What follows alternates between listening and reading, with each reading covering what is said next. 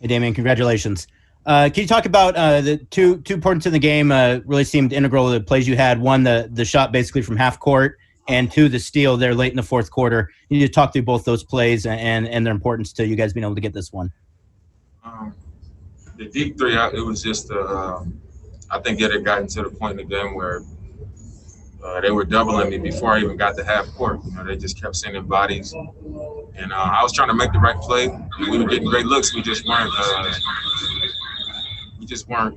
able to capitalize. Guys were shooting the ball with confidence, and it just wasn't going in. And they were coming down and scoring. And I was, just thinking, like, should I just keep making the right play, or, is it time for me to start searching for a shot or for a look? And I just didn't want to be too passive. So when I was bringing the ball up, I was like, as soon as I see an opportunity, I'm just going to raise up. And they were kind of communicating who was going to pick up the ball, and, they were pointing and stuff like that. And I just got to a spot before they could get to me, and I rose up. And it went in, but it was it got to the point where I felt like I needed to start searching for opportunities. And then the steal, I ran in to try to get the ball, and I ended up just staying on him full court. And when I was running beside him, I think he saw me with my left hand. I faked like I was going to try to tap it from behind. And then he crossed the ball over, and I didn't even end up reaching from behind. And then we just made contact, and I just went after the ball. But at that point, I was like, we gotta completely sell out, because we can't let this game slip. The next question is coming from Jason Quick with The Athletic.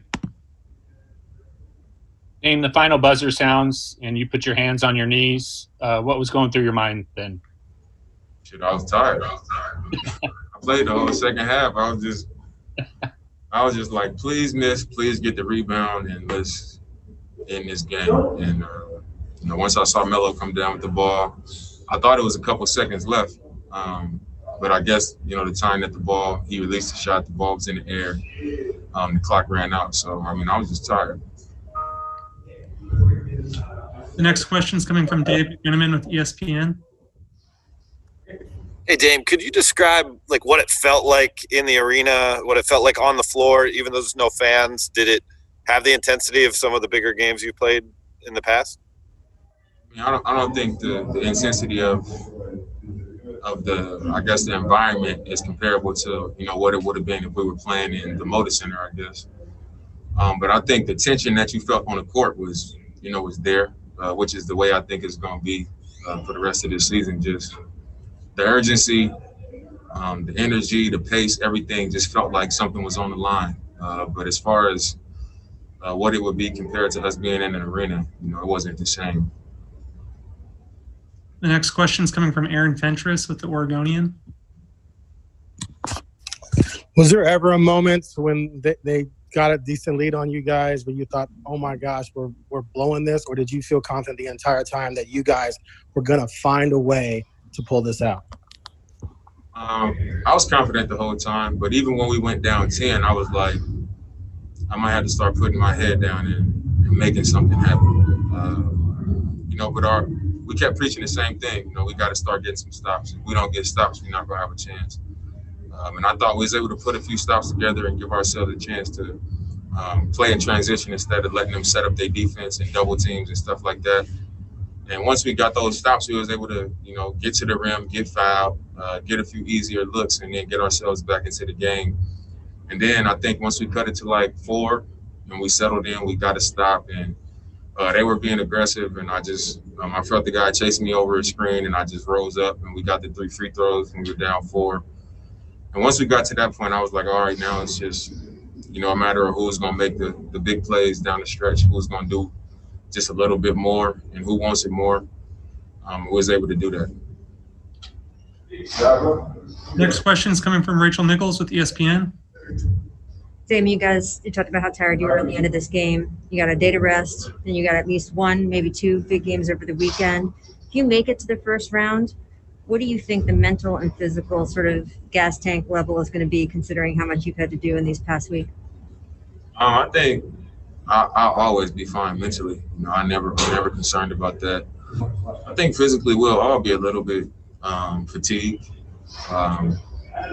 but it won't be what it usually is. I think every year we go into the playoffs fatigued, except we're coming off 82 games. And right now, we basically had a 4-month break and a short training camp, and it's just 8 games. So, even though we will be fatigued because of how fast the turnaround is, it won't be anywhere near what it usually is when we get to the playoffs. I think, if anything, a lot of teams have been resting guys and sitting guys and stuff like that. So sometimes it works in your favor to be the more active team and the more worked-in team. So I think that's what our mentality has to be after we get the play-in series done. So I think mentally I'll be fine. I think physically it'll obviously be some fatigue there. But I think it won't be as hard as you might think, because it's a lot riding on these games. So, it's almost like every game that we've been playing our last 3-4 games has been like our season is on the line. So once you get to the playoffs, obviously the urgency and the care is going to be there, but you're not going into it like, all right, if we lose this game one, we're going home. So I think it'll be a little bit better. You guys doing 1 a.m. cold cups again today? Yeah, that's where I'm going directly from here, straight to the cold tub. We have one more question coming from Joe Varden with The Athletic.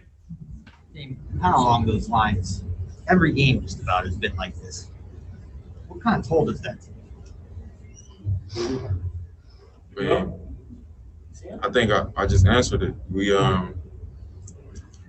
It would be much harder if this was game 79, 80, 81, 82.